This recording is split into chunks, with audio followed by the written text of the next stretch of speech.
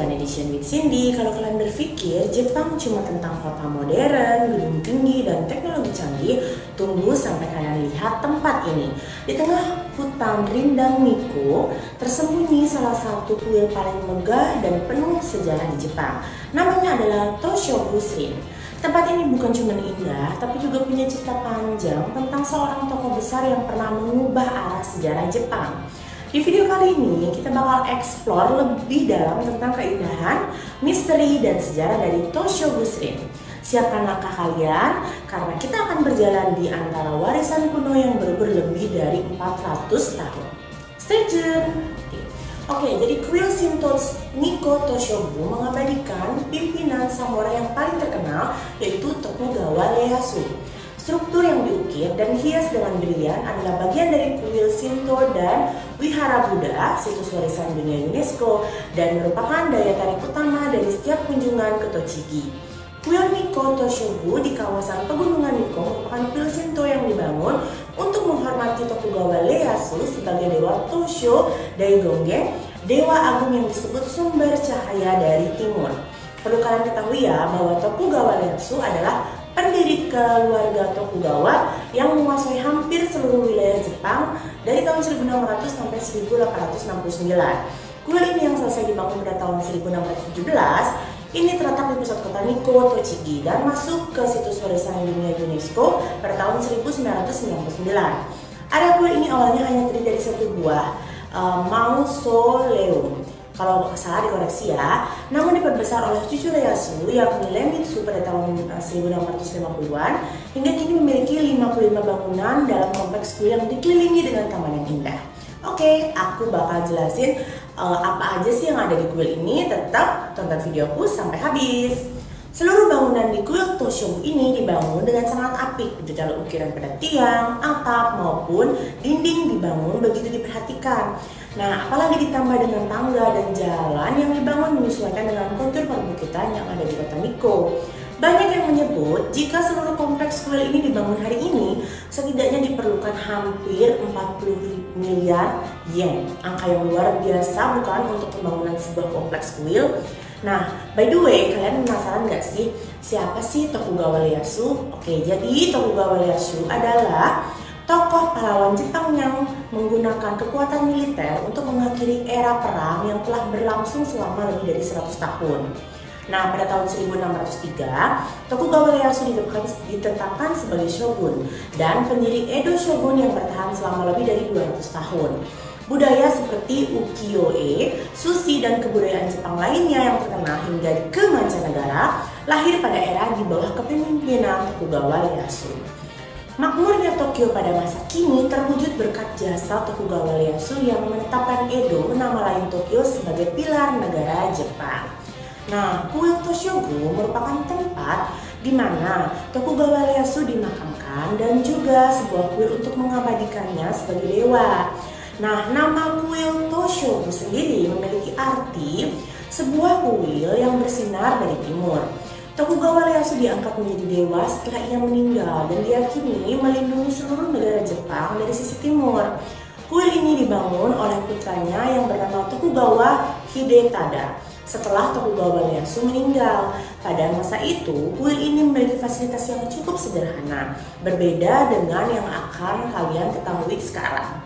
Setelah itu, kuil mewah dan megah ini direnovasi ulang oleh cucunya sebagai rasa hormat yang sangat kepada Tokugawa Ieyasu. Renovasi kuil Toshogu memakan waktu 2 tahun dari tahun 1934 sampai 1936. Oke, sejak saat itu kuil Toshogu menjadi fasilitas atau tempat keagamaan yang sangat penting dan berharga bagi warga Jepang. Berkat arsitektur bangunan yang luar biasa mengagumkan, kesakralan agamanya yang terbentuk dari sejarah panjang, dan keunikan keyakinan Jepang yang masih ada sampai saat ini, seperti yang tadi aku bilang. Maka pada tahun 1999, kuil Toshogu diakui loh sebagai situs warisan dunia UNESCO. Oke, jadi yang pertama, pada saat kalian masuk ke kuil ini ada gerbang Tori Isidori, yakni pintu masuk kuil Nikko Toshogu. Tori dipercaya sebagai batas antara dunia roh dan dunia manusia. Yang unik dari gerbang Tori di sini adalah gerbang Tori ini dibuat dari batu dan warnanya putih keabu-abuan, bukan merah terang seperti Tori yang sering kita lihat. Contohnya kayak di Fushimi Inari, itu kan merah tuh. Nah, kuil ini warnanya keabu-abuan seperti kuil Itsukushima, kuil Heian Jingu, dan kuil Hakone. Sesuai dengan pintu masuk di area suci, gerbang Tori berukuran besar dan menjulang tinggi, tetapi ini karena anak tangga batu menjadi lebih sempit. Semakin tinggi kalian melangkah, dengan setiap anak tangga menjadi lebih rendah dan menciptakan kesan perspektif titik pandang tetapi di satu tempat, dan semakin jauh kalian bergerak, apa yang terlihat menyatu ke satu titik yang membuat gerbang Tori tampak lebih tinggi dan megah. Ketika kalian lihat Tori tersebut dari dekat, terdapat sebuah ukiran yang tertulis di sana. Di sini tercatat bahwa Daimyo Kuroda, naga masa yang memerintah prefektur Fukuoka, mendedikasikan batu dari wilayahnya ke Nikko. Jarak dari Fukuoka sampai ke Nikko itu bisa mencapai lebih dari 900 km.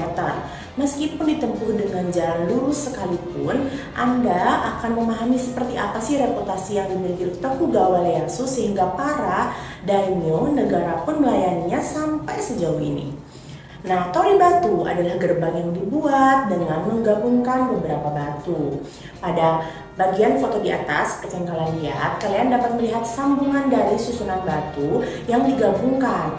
Jadi, struktur bangunan seperti ini efektif dalam mengurangi kerusakan atau bahaya pada saat ada guncangan gempa.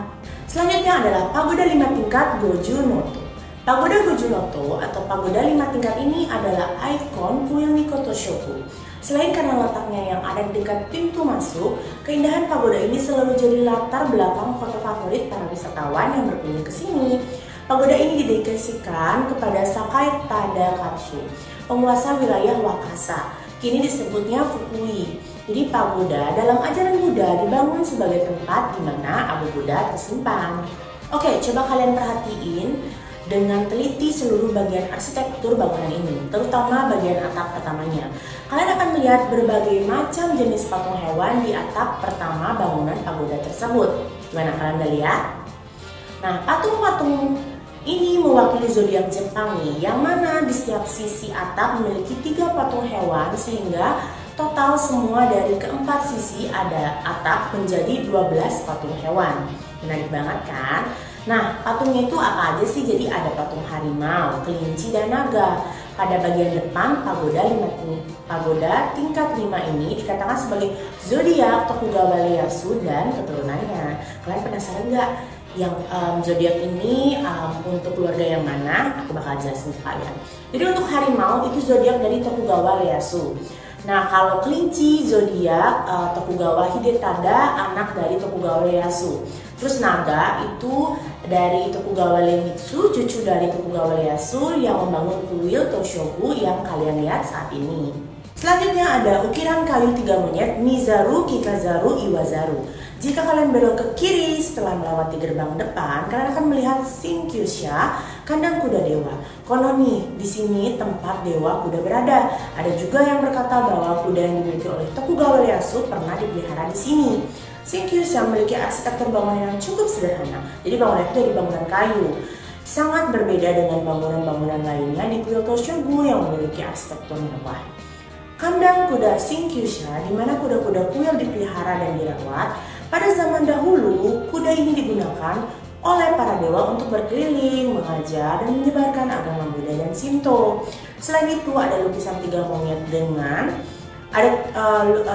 ada lukisan 3 monyet dengan tulisan Mizaru, Kikazaru, Iwazaru yang dipercaya sebagai penjaga kuda-kuda tersebut. Pada bagian pilar bangunan Shinkyusha terdapat ornamen pahatan monyet yang lucu. Di Jepang, monyet dianggap juga sebagai hewan yang melindungi kuda dari ukiran hewan monyet dipahat di tempat ini untuk keselamatan kuda. Patung monyet pada foto di atas yang disebut dengan Mizaru, Iwazaru, Kikazaru diketahui sebagai 3 monyet bijaksana. Jadi banyak turis yang datang untuk mengambil foto patung monyet ini, terutama turis Jepang. 3 monyet yang melambangkan 3 tidak melihat kejahatan, tidak mendengar kejahatan, tidak berbicara kejahatan, merupakan bagian dari kehidupan. Di kuil Tiko Toshogu terdapat patung 3 monyet ini, sebuah situs warisan dunia, tetapi ini hanyalah sebagian darinya. Sebenarnya terdapat totalnya itu 16 monyet yang menggambarkan kehidupan seekor monyet, masing-masing dengan kisah dan cara hidupnya sendiri. Tidak melihat kejahatan, tidak mendengar kejahatan, dan tidak berbicara kejahatan menggambarkan sebuah adegan dari masa kanak-kanak. Karena anak-anak yang menyerap semua yang mereka bisa, pesan yang disampaikan adalah untuk tumbuh dengan jujur dan tidak melihat, tidak mendengar, dan mengatakan hal buruk apapun tentang dunia. Agak rumit, tapi semoga kalian ngerti ya maksud dari arti pilar 3 monyet ini. Setelah melewati Shinkyusha, selanjutnya ada bangunan Omizuya di ujung kuil. Sebelum melanjutkan perjalanan, cucilah tangan dan berkumurlah kalian di sini ya. Di kuil-kuil Jepang itu pasti ada Omizuya, tapi konon di kuil Toshogu lah pertama kalinya Omizuya memiliki atap seperti pada foto di atas. Oke, selanjutnya adalah gerbang Yomeimo. Di bagian tengah kompleks kuil Toshogu, gerbang Yomeimo merupakan bangunan yang paling populer. Gerbang ini dibangun dengan menawan menggunakan warna emas dan putih yang kontras. Sebanyak 24.000 lembar kertas emas digunakan dalam pembangunannya. Sebagai perbandingan, bahkan kuil Kinkakuji di Kyoto aja hanya menggunakan 20.000 lembar kertas emas aja loh. Dari sini kalian bisa memahami mengapa kuil Toshogu begitu mengagumkan. Nah, gerbang ini juga dijuluki sebagai gerbang Higurashi karena sangat indah sehingga siapapun tidak akan pernah bosan atau lelah melihatnya hingga matahari terbenam. Nah, di bagian atas bangunannya terdapat tulisan nama dewa untuk Tokugawa Ieyasu, yaitu Tosho Daigongen. Nama itu tertulis oleh Kaisar Go-Mizunoo ketika kuil Toshogu masih dalam proses pembangunan. Terus perhatiin detail ukiran patung dan hiasan di gerbang Yomeimo ya. Jadi banyak patung berbentuk manusia, hewan, dan lain-lain yang melambangkan harapan akan perdamaian. Di antara patung-patung tersebut terdapat Zuizu, hewan legendaris dari Tiongkok yang muncul pada dunia, mengharapkan perdamaian seperti naga dan jerapah. Salah satu patung yang menggambarkan anak-anak yang bermain bebas sebagai simbol harapan perdamaian dunia. Ada pula patung Zogong, anggota keluarga kerajaan dinasti Zhou, sekaligus politisi Tiongkok kuno yang sedang mendengarkan keluhan rakyat saat mencuci rambutnya. Di gerbang Yomeimo ini juga terdapat patung-patung raja dan politisi Tiongkok kuno lainnya yang melambangkan harapan akan dunia yang damai. Dan gerbang ini juga terletak tepat di depan Haiden, ruangan untuk berdoa. Atapnya yang melengkung merupakan ciri khas arsitektur gerbang Karamo. Nah, di bagian atap terdapat patung Tatsuga, binatang buas yang sangat suci. Tatsuga dipercaya sebagai makhluk yang lebih kuat dari singa atau harimau, serta bertugas menjaga kuil Toshogu saat malam hari. Patung Tatsuga ini dipasang di atas 3 roda emas. Konon, pemasangan tersebut dimaksudkan agar sang pelindung malam tidak pergi kemana-mana. Nah, jika kalian perhatiin dari dekat, terdapat patung duduk di bagian tengah depan bangunan. Patung ini menggambarkan sosok legendaris dari Tiongkok, Kaisar Shun.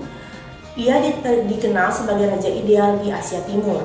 Dari patung ini kita bisa merasakan betapa besarnya keinginan Tokugawa Ieyasu untuk menyempurnakan pemerintahannya.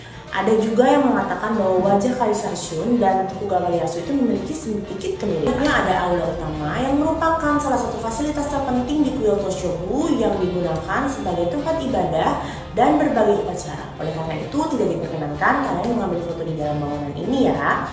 Kalian dapat berdoa di aula utama karena bangunan ini adalah tempat yang sangat suci. Oke, untuk bangunan selanjutnya kalian pasti ikonik banget nih dan mungkin harusnya tahu ya. Jadi namanya adalah Nemuri Neko. Jadi kalau dalam bahasa Jepang Neko itu kucing.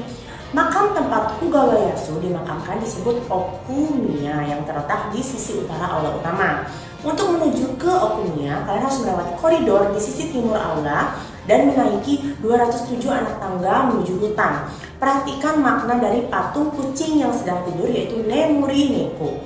Nah, di atas panggungnya terdapat ukiran burung pipit yang bermain di hutan bambu. Kucing biasanya memangsa burung pipit kan, tetapi dalam patung ini kucing tidur menunjukkan bahwa makhluk yang lebih lemah seperti burung pipit dapat hidup dengan damai. Ini menjadi simbol bahwa Tokugawa Ieyasu telah mengakhiri masa periode negara-negara berperang, masa di mana hanya yang kuat yang bertahan hidup dan membawa Jepang menuju era damai. Oke, selanjutnya adalah Okumiya yang tadi aku spill di awal. Bagian belakang kuil setelah melewati area Nemurineko, kalian bisa tiba di Okumiya, tempat Tokugawa Ieyasu dimakamkan. Setelah menaiki tangga, kalian dapat melihat kuil di bagian depan dan makam di bagian belakang. Di sebelah Haideng terdapat banyak bangku dan mesin penjual otomatis atau Jido Hanbaiki, tempat kalian bisa beristirahat sejenak dan berdoa melanjutkan perjalanan.